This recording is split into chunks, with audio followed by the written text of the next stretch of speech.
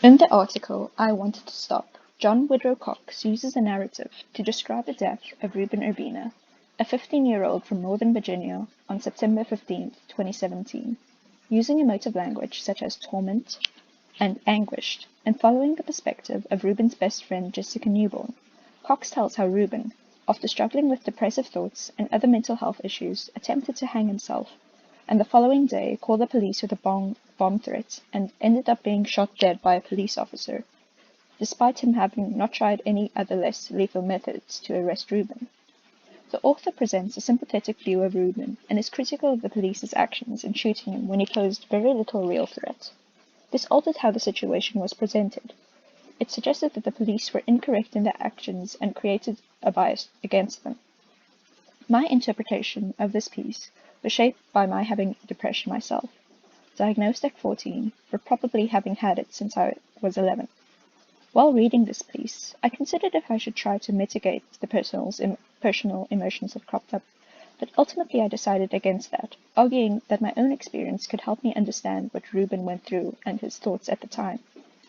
If my goal was explicitly only to judge the actions of the police and whether they were correct, then I felt it might have been more useful to mitigate it.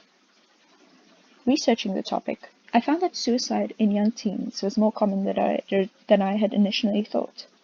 According to the Centers for Disease Control, suicide was the third most common cause of death for young people between 10 and 24 in the US, with approximately 4,600 lives lost each year.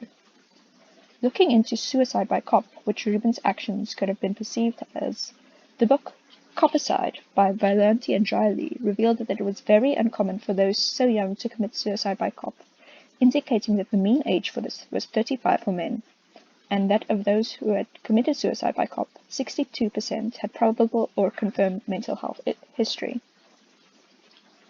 I also discovered an article in the Courier Mail by Mark Dunn about another 15-year-old named Tyler Cassidy who had committed suicide by cop.